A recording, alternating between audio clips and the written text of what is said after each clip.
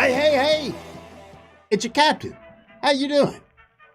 I'm extremely tired today. I am very worn out. So this weekend was a Memorial Day weekend, which is where we recognize the troops that gave their lives for the betterment of the world or just the U.S., depending on which war it was. And anyway, so we did that. And yesterday we had lake time, which I sat out in the sun and got some swimming in, and then a little beer drinking and whatnot. And then we grilled out, had some delicious chicken and lots of dogs, so a variety of kinds and whatnot. So that's what I did. Anyway, so today is sort of like Monday, and it feels like it. Kind of feels like it. You know, I'm dragging a little bit today. But hey, got some exciting news in the world of the Neuroshima app. Komorowski, I don't know if you've seen this or not, but we can actually play one another now. So we don't have to play the AI. We can actually sign up and put each other's nicknames in and start playing games.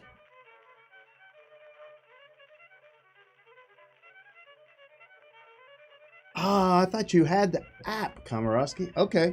All right. All right. So this is a problem that I'm having right now because I'm play testing the thing, but I don't have anybody to play with. So Mary is supposed to be hooking some people up, and hopefully I'll get that done. But let me show you what we can do, because I think it's cool. It actually works, and I've played it, and it's great. Now, I don't know if they're going to have multiple modes or any of that kind of stuff, but let's get down to it. Let me show you, okay?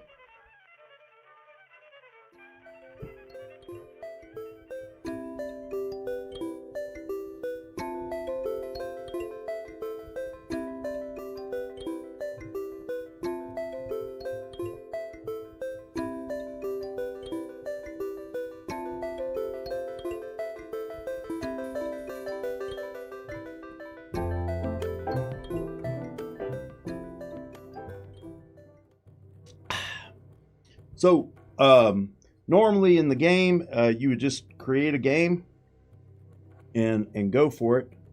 So in here, this is a local game right here. This would be the AI indicator, and then this is the mode, and it's currently in hard. So you got easy, medium, and hard. But what you can do here is you can actually select a remote player, right? So you say remote, and we get rid of this too.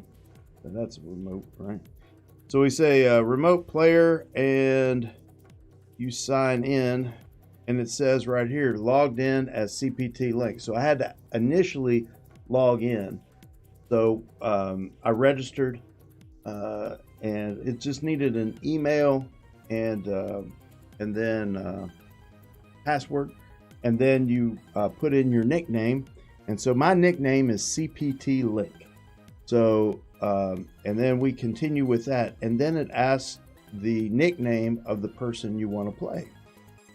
Right, you put in the nickname of the person you want to play. I don't know, I think this is a developer. I don't think he's going to play me, but anyway, this is how it would work. Right, so this would be Fabi, and this can be me, and I can decide to be, I don't know, these guys, and I hit start. Continue. So then we're just waiting for the other player to acknowledge us. So the thing is that what I found with this is I can actually be playing this game and another game, it seems, so that when I'm doing a remote game that's sort of like on the network, if it takes an hour for the other guy to make another turn or something, I can be playing other things, doing whatnot, and then it'll just end up coming back to me, and I can go back to the game that I've got in progress. I don't know if I can play against myself. That's unusual. I could try it. Back. Let's see. Right. We'll just set this up like so. Right. Continue. Nickname. Well, let's try CPT link.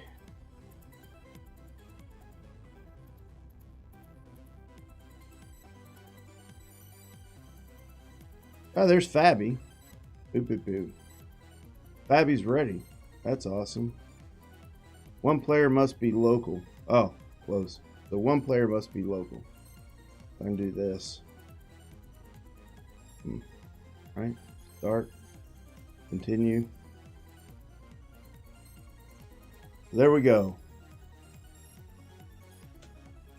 So now this is me against Fabby, and we're waiting for him to take his turn. Now, he's just a developer, so we're not really going to be playing or anything, but this is a good way for us to see. You can connect with anybody, and I imagine Fabby's probably somewhere in Europe right now, and here I am in Nashville, and so this means me and Komorowski can play, and he can show me how terrible I am. No more easy mode for the captain. I'm going to have to do Komorowski mode. So we finally got what we were looking for in the first app. Here it is. It actually works. So I'm super excited about it. Anyway, that's what's going on with this right here. It seems to work flawlessly. Now, I don't know how it's going to be developed. Like I said, there might be different modes. I know that sometimes in remote play, you can set that up to where there's a time limit per turn. And then, well, Komorowski, you've helped me quite a few times when we were looking at the game. I think you would do all right. So the other thing that I think, the other mode besides having a time limit mode is you could just have it very open-ended. So we could take a year to play a game if we really wanted to. So I'm not sure if they're going to have any of those different modes where you could set it up for a particular game to have a time limit on turns and that kind of thing. So, but here it is. So pretty cool. So anyway, we don't have to wait for Fabby. He logged in, so I know that I can connect. I think the connecting thing is a little, what would you say, a little strange in that, or I thought it was, the way that it works. Hold on a second. There we go. So the idea of, and see now I'm actually still playing a game with Fabby because I didn't delete that game, right? So I can start another game while I'm waiting for him. So I don't know. We'll be the bad guys. I think we'll do that. Let's get a game played.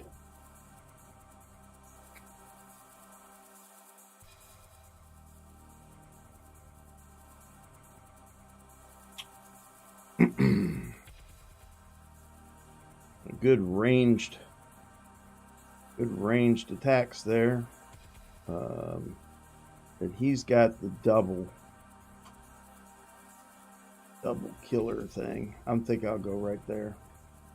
I won't go directly in the middle. They go in the corner. Great. Excellent.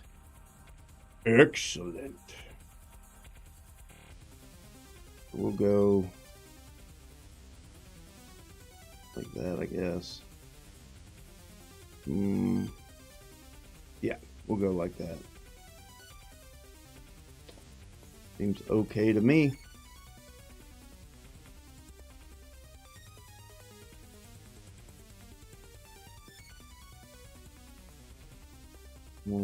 So he's going to go on a 2 and a 1. We're going to go on a 2. We're going to absolutely kill him. Tell you what. I think I'm going to get rid of that push. I'm going to go ahead and lock this down. Bam. And it'd be nice if I could I can do that. But they go off at the same time. I'm trying to figure out how I can get the 2. So if I do it here, this will get a 2, but all 4 of this damage will just go onto this one guy. Now, he does have movement, but he's netted right now. So I like locking him down, but I think what I'll do. Let's see what happens if I do that. That's not as good. How about we do this? This is even better. I like this. That seems good. We'll get a damage on his headquarters that way. Bam! Oh, he's got some good units. Here we go.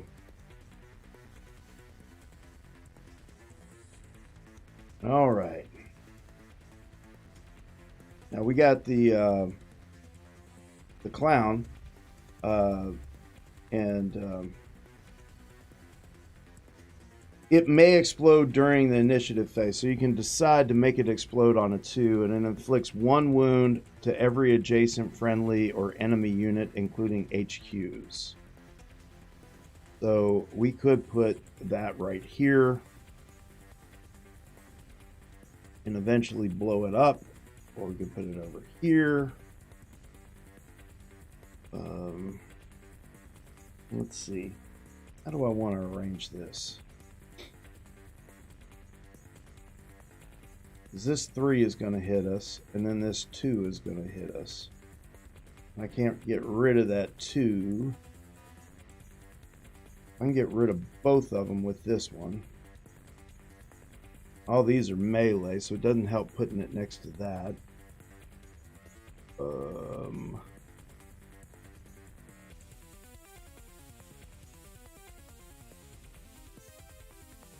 So I definitely could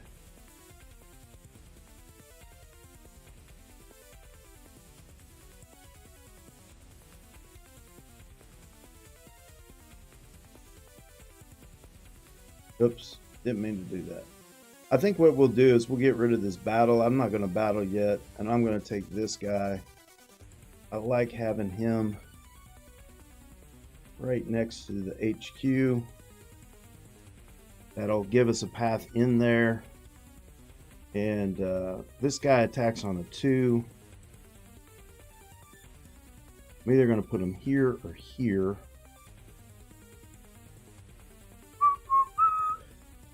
I think I'll put him here. And we'll go like that. That'll be fine. That's fine. That's good. Let's see what happens. Well, he's got a +1. He put a +1 initiative on that. Even though it's in hard mode, he did. Hey, Dutch.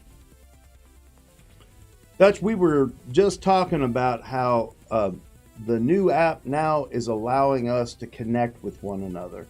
So if anybody gets the new access to the new app, you can look me up. I'm CPT Link. That's capital C. It's is the nickname.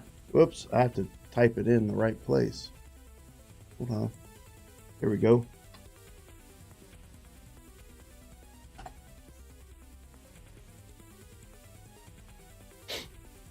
So anyway, and we'll be able to play remotely.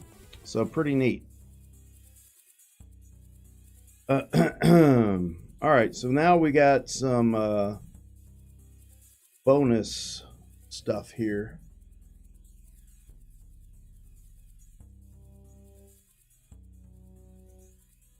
Yeah, that'd be great, Dutch. We get some game playing in. All right.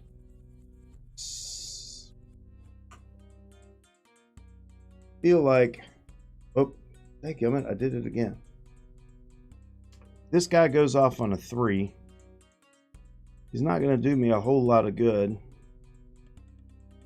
Oh, I could clear this out. Right, which is what I need to do. So I need that 3. I'm going to get rid of this. I'm going to put this 3 in here. Right, like that. Well, he'll take him out, and then all this damage will go to the right direction. And I'm going to go ahead, and that's not going to help much. That ain't going to help much. Tell you what, that might.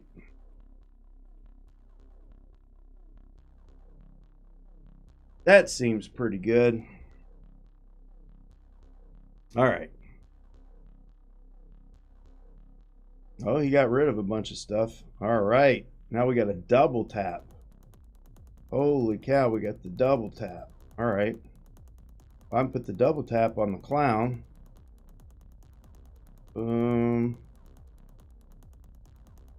Push. I could push him, but he would go in the wrong direction. Don't want to do that. So I'm going to get rid of the push. I'm going to put the double tap over here so my clown will get the benefit of that.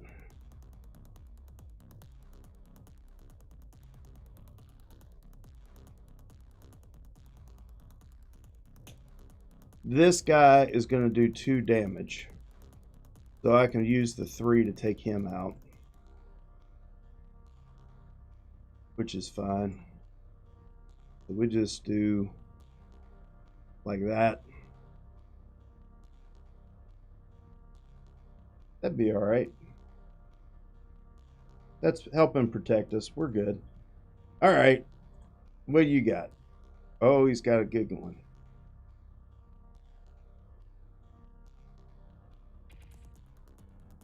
Oh, look, we had an error. I think it's because we were playing 2 games. Oh, I could have pushed from the cloud. See, Komorowski, you're doing good. I don't know why you say that you wouldn't be able to do that. I think you'd play a good game.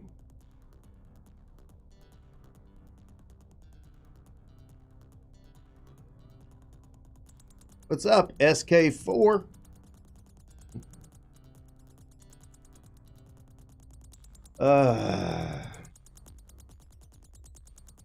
Well, oops, I did it again.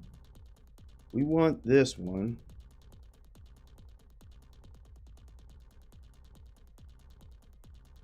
I don't know why that one went away. That's okay. So we had some craziness happen, but I think it's because we were playing 2 games at one time, honestly.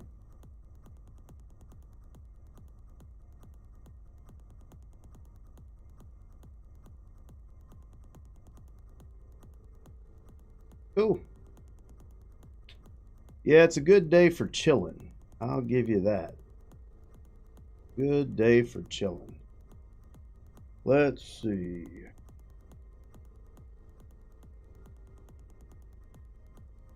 I think we're not gonna. Well, I could protect us over here. This 3 is gonna knock him out. That 3 is gonna knock him out. We're gonna get 1 point of damage there, and that's it. So I'll live with the 1 point of damage. I don't need to mess around with that. I'll do this, and that'll do 2. And how can we make this work best for us? Can't get a good angle anywhere. Not a good angle. I guess we'll just protect ourselves. We could do that. We could do that. It doesn't really matter. Good Lord, we got a lot of red dudes out there. And we hadn't seen the bomb yet. All right.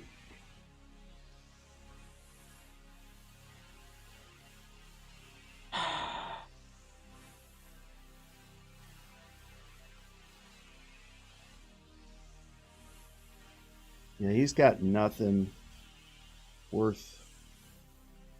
We can push this 3 to here, but then he would be shooting up there. We don't like that. Get rid of that push. And we'll just fill in everything. Let's see. We'll take this and we'll put it down here, because that way we're clearing this whole row. We'll take this guy. We'll put him here. We got some good crossfire going on now. They did 1 damage to us. There's all our 3s. Now 2s.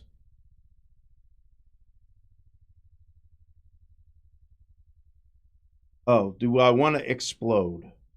The answer to that is no, I don't. I just want to do 1 damage.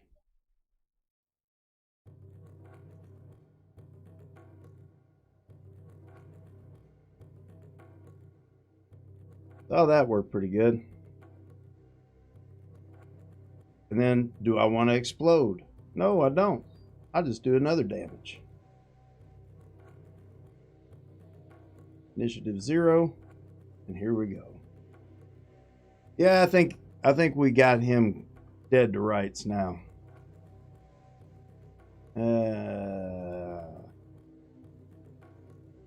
Well, let's see. We can put this right there, make him do 2, which is fine. That'd be 3 damage on the 2. We can put it on here, which also helps to protect us. I think what we need to do is pull the trigger, though, so we don't need that. This will get us more damage. This would get us here. This is looking pretty good. And then then we pull the trigger.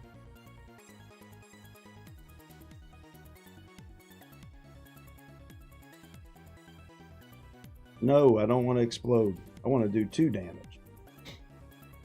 There you go. Look, 8 damage in 1 turn. Boom. 1 initiative. No, I don't want to explode.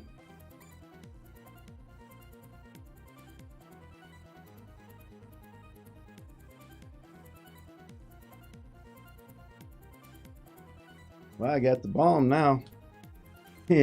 Crazy thing is, I don't need the bomb. That's nothing to explode. So we'll just get rid of that. I don't know. We'll take this guy and he'll beat people up somewhere. Doesn't even matter. There we go. And we win the game.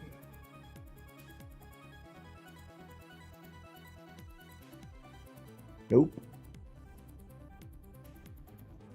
There you go. That's 4. That's 5. That's... Man.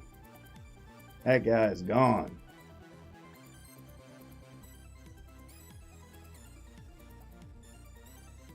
Here it is. 19-0. I think that's pretty good for me feeling a little tired and worn out, and still being able to kick butt at Neuroshima. And yeah, that was the hard mode. How about it? That was the hard mode. He didn't do anything stupid. We just had a much better draw than him and got some good stuff in there. So feel like that we did pretty good on that.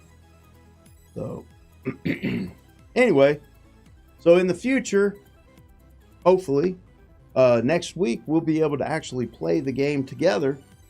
I'll find some folks that'll play with me, and then we'll get real people playing against me here on the app, which would be really, really cool. I'm excited about that. So looking forward to that.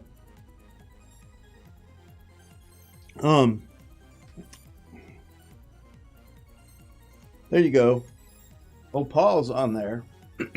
So I hope Paul will be able to come join me on that. Hey, I wanted to tell you guys a little bit about this game. I was able to get a play of it in just the standalone first game, dealing with a werewolf. So I thought I'd share that with you. Now we have Egyptians in, which me and my wife are talking about playing that tonight.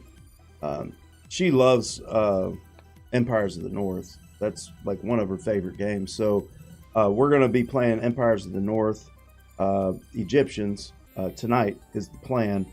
And then Wednesday, that's tomorrow, I'm going to try to set something up to where we can play Vienna Connection. We've been playing with my mom and my aunt, playing detective with my mom and my aunt. So just zooming that.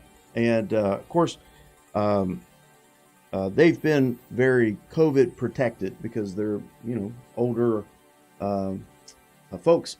So they didn't really want to get out and stuff. So being able to Zoom with them, a detective, would be pretty neat. So we're going to see if we can get that, at least the very first part of Vienna Connection done. Well, let me show you Komorowski. Just simply, I think it's a super simple game that delivers.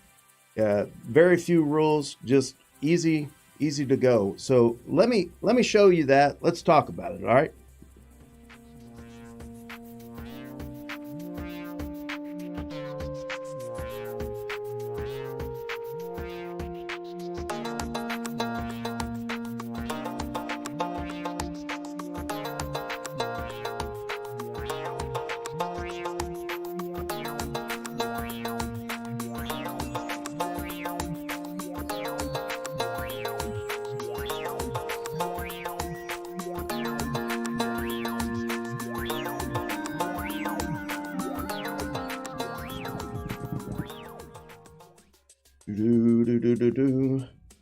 So there is Destinies. It's a pretty nice box. The game is 1 to 3 players. So with the way that this plays out, if you play just a single player, it's just a matter of how are you going to unfold the story and see what kind of how do I say that? Which direction you would go, that kind of thing. And then you could try it a different way if you played it solo. You could try different things and different characters to play the same story. But the way that we ended up playing it with the 2-player is basically it's a race to see who fulfills their destiny first, right?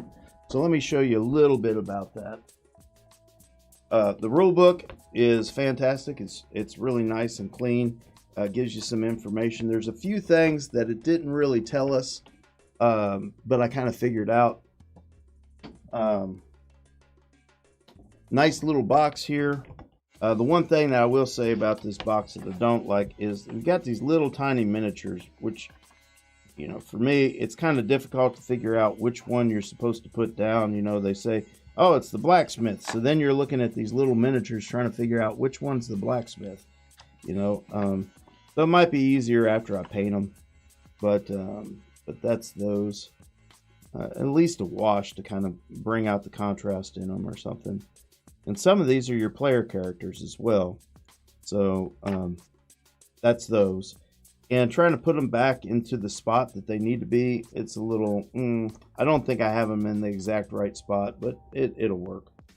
So these are the player boards. You only get 3. Now I've got an expansion that gives me a 4th one so that you can do a 2 versus 2, right? But this is the player board, and it's pretty neat how it works. Just explain it to you really quick.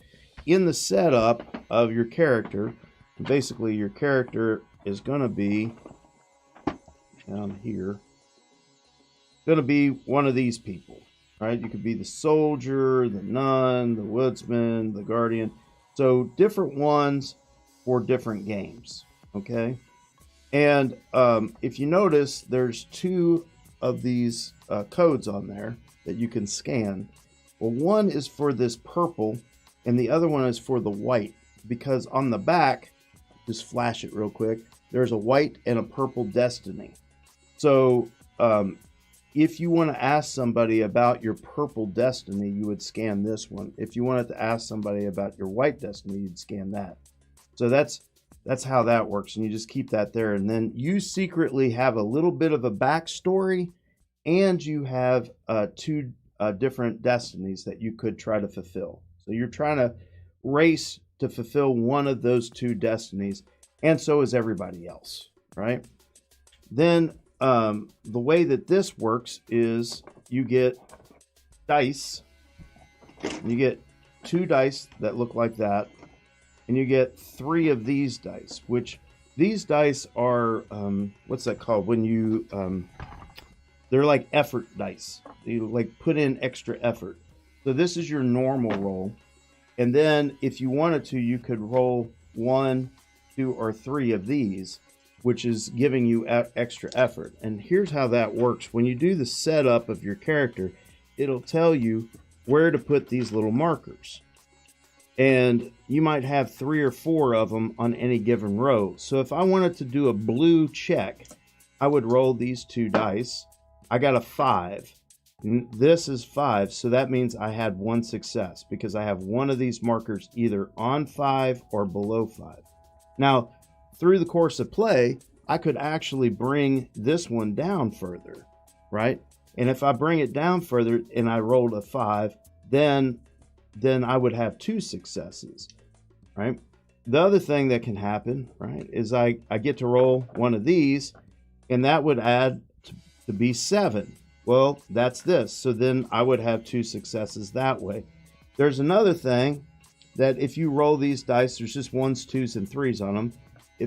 If I were to roll that, which is this little, I don't know, square, round, I don't know what it is. It's a star, maybe. If you roll that, that's an auto success. So if I rolled this right here, I would have 7, which would give me 2 successes plus another success. So that's 3 successes. So whenever it tells you to do a check, it'll say do a blue check, a green check, or a red check. You roll the dice and then tell the app how many successes you had. And then it tells you the outcome of that. And this is pretty neat. There's some stuff without, telling too much about story or anything like that. There's some stuff about basically sort of like you could go to the church, and at the church you could steal money from the box, right?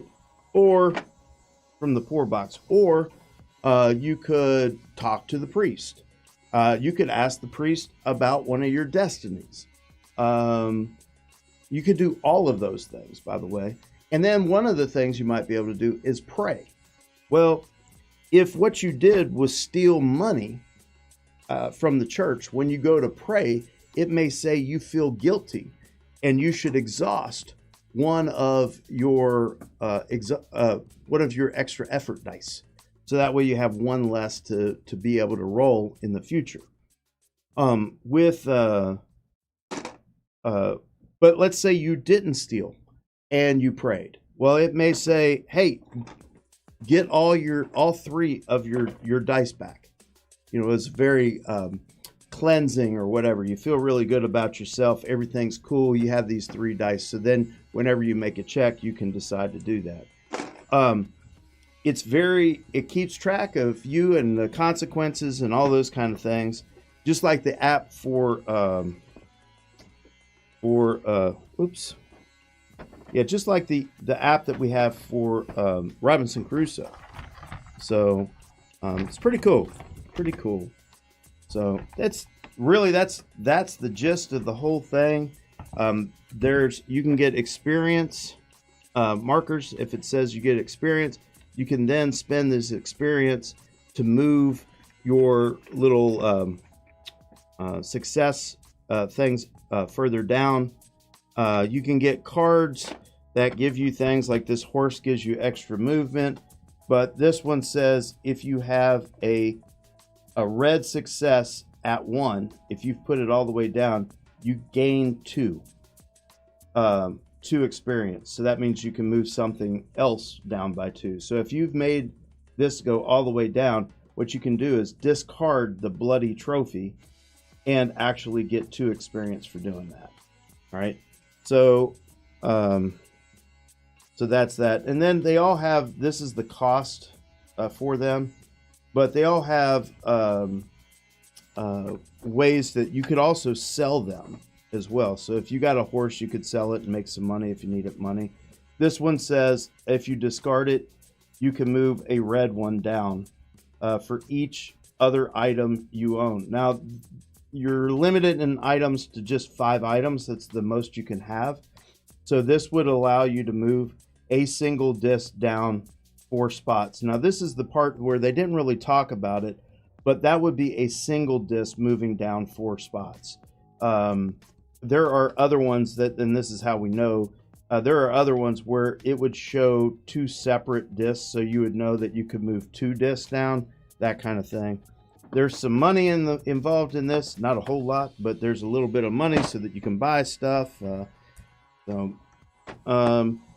They also have some markers here where you can double that up like this, and basically what that is for is like you go to the gypsy camp, you put this on the gypsy camp, and you put this on the cards that are at that gypsy camp. So if the gypsies are selling items, you'll know which ones they're selling, right? So that is that. Anyway, I think it's a pretty good system. Now, the only thing, I didn't like about it is the lack of replayability, right? Once, me and my wife have played that first one, and there's not really a reason that we would play that first one again. We could do it and like try to fulfill a different destiny or something.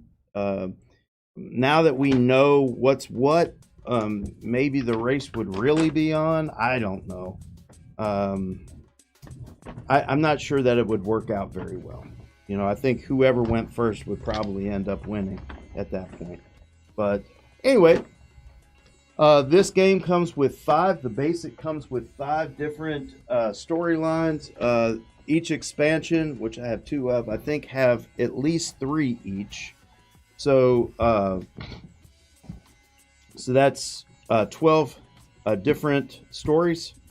That's pretty good. 12 stories. And then the other expansion I have for it adds a 4th player. And then, like I said, you can do 2 versus 2, which is pretty interesting. And Komorowski says there's a solo challenge mode as well. So that's pretty cool. Anyway, so hopefully I'll get some Portal plays in, because I really want to play the Egyptian Kings. I saw Paul and his brother playing it, and it looked pretty good. So I want to get that tried out, and also start into our Vienna connection. I'm always looking forward to seeing what Ignacio's got in store for us. Ignacio and the team's got in store for us for the detectives.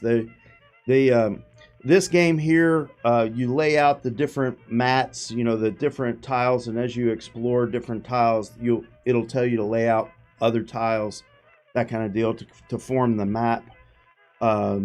with Vienna Connection, it's all those cards and it's all in your head, and it is it's a really cool challenge. So Cold War, well, I lived through a lot of it, so I was there at the Cold War. So my father was in a B-52 when the Bay of Pigs happened. So which is where they were Russians were moving missiles in. That's a Cuban Missile Crisis where they're moving missiles into Cuba, and they scrambled the fighters and all that stuff. And my father was flying around in a B-52 at the time. So yeah, I've got some knowledge of it. I know that there's some things that they have that we can read, but I also figured if I got my mom and my aunt with me, they'll have some Cold War knowledge as well, right? So we get some older generation there with us.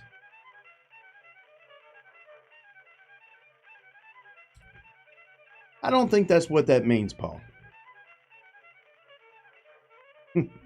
I don't know. I'm not sure. I don't think that's what that means. Anyway, that's really all I got for you today. That's all I did. I did play a lot of other games. Like I said, yesterday we had a bunch of people over and we grilled out and everything. It was a lot of fun. And at the end, we played Time's Up.